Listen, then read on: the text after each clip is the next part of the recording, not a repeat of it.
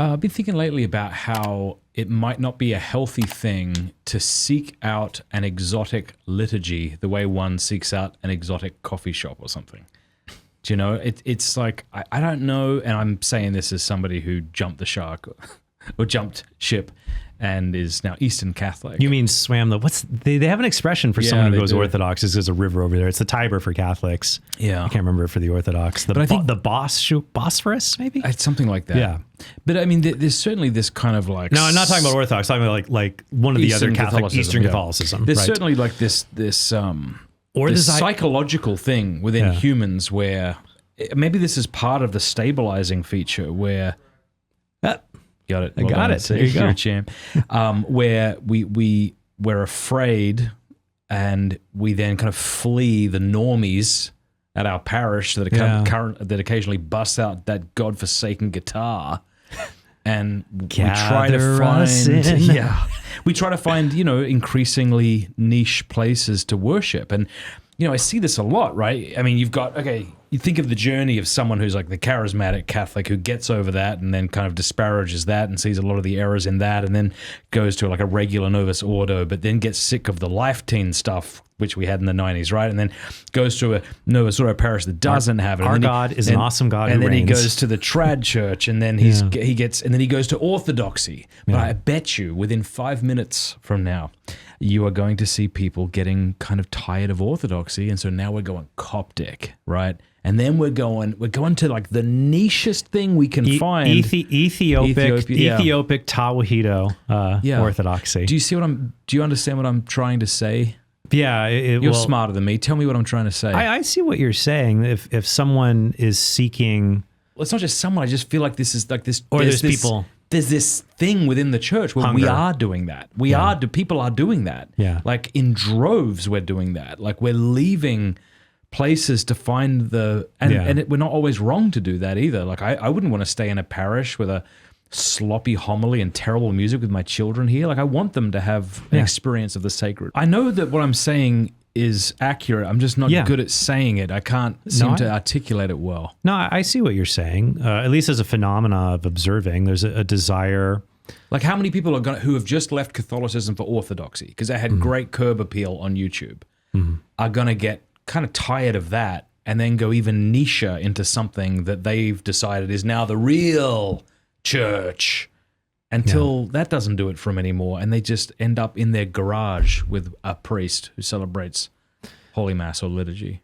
Yeah, or you end up at a monastery where you and 6 other people are the only true members of the church left on the earth. Exactly. Yeah. Meanwhile, you got people that I know and who are just like salt of the earth people who go to their little Novus Ordo every day and they're faithful to their daily rosary and they say their prayers and they love their wife and they're speeding into the kingdom of heaven while the rest of us are like involved in this search for the exotic. Yeah, I think a common theme of what I've been sharing with you in our chat is finding that golden mean between the two extremes.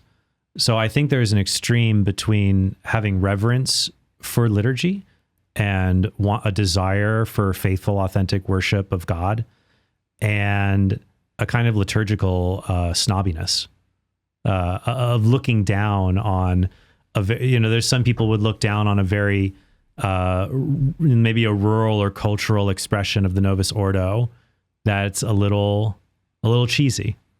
Like I remember when I visited a friend who was on mission work in Argentina actually many years ago. And while I was there, I had a free day. And so I wanted to go to Tierra Santa. Yeah. It is Tierra Santa. In San Diego? No. Oh, I'm thinking of, isn't that a suburb of San Diego, Tierra Santa? Might be Santa. Anyway, well, no, I'm talking about in Buenos Aires, Argentina. I missed that. Continue. Yeah. So in Buenos Aires, Argentina, there is at least when I was there, as many years ago, there was a religious theme park called Tierra Santa, Holy Land. Yeah. And it's basically a recreation of it's like a first century village, and it's a Christian theme park. And the main attraction is this. You told me this. This giant, like 60-foot statue of Jesus that comes out of a mountain like every hour, blinks its eyes, and like looks around. And like I'm sitting there watching this, and I'm trying so hard not to bust up laughing. But like I look around and the people there, they're just legit like, this is beautiful. and they just go about their day and like, oh, that's really great to see. And it's because I'm just an awful American with a cynical, memed sense of humor that if anything, like always having to see things as cringy or cheesy, full of myself. It's just like, if these people find this to be holy and it leads them to Jesus, good for them. And I should just quit being such a, but I agree that there can be forms of religious art or liturgy or song or praise that are unbecoming. So it's hard to draw the line between that which is unbecoming and that just which isn't your style. Here's an analogy. It might be similar to how people get into diets or let's say even martial arts. I know you like talking about that, right? So like what was cool. You brought it up, not me. Yeah, right. But Laura's watching right now going, no. Right. What was trendy, 10 years ago may have been like paleo, right? Yeah. But today, if you're not doing carnivore, like you're really not even doing Well, martial arts, it was like that. Like, that's right. Like 30 years ago, it was Taekwondo. 30 years ago, it was karate because the Karate Kid came out and everybody was learning karate. Yeah. And then everyone was learning Taekwondo. Before that, there was Bruce Lee. So it was Kung Fu and like Wing Chun. Wing Chun as well. Yeah. But now it's a joke when I think of my Taekwondo classes and then I compare that to the few jiu-jitsu classes I took. I don't want to get off on a side tangent. I want to do that in a minute. There's going to be 3 Taekwondo people. They're going to storm down here. Get your kicks ready, boys. We're getting Matt Fradd. Right.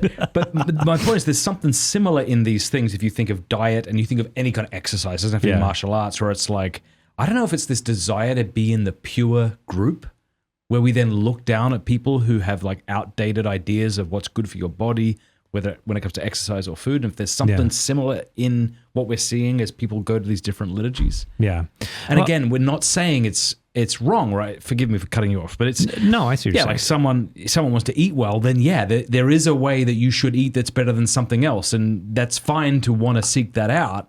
I think when it comes down to, are you allowing people that the freedom that they have, whether it's like freedom in diet, for example, or freedom in martial arts? Like I really enjoy jiu-jitsu. Other people like other forms and styles. I have my own opinions. Sometimes I get a little jokey about some of the other styles. But at the end of the day, if something makes somebody happy, a whole fulfilled person, they're healthy, they can physically defend themselves, good for them, even if it's not my style. Okay. I think that when it comes to liturgy, what you're saying is, there's a balancing act there. I think that if you're at a parish that you feel like is spiritually deleterious to your family, you don't have an obligation to stay there. Go somewhere else.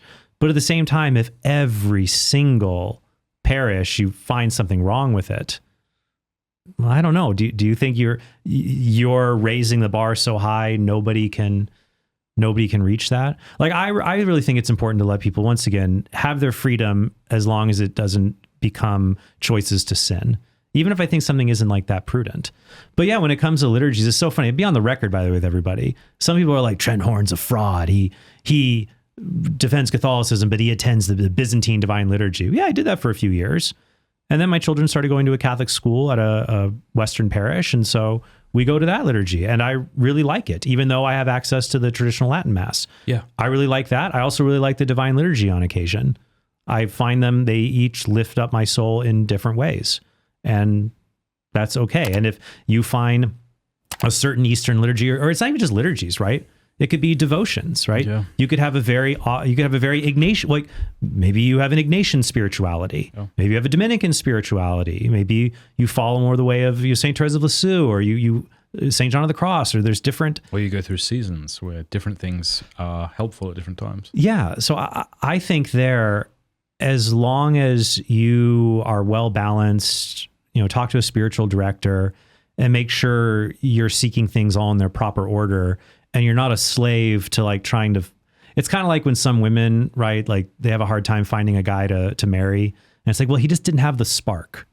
I'm like, do you think maybe being misled by this spark? Like, it's just... This is a really nice... I hear laughter. I hear laughter in the peanut gallery there. Here's someone who's mature, holy, is a good person, not a bore. Hey, give him another chance. Maybe sparks will come and go, Preach. There you go. Hey, thank you so much for watching. Before you go, do us a favor, leave a comment, let us know what you thought of the video, like, and subscribe.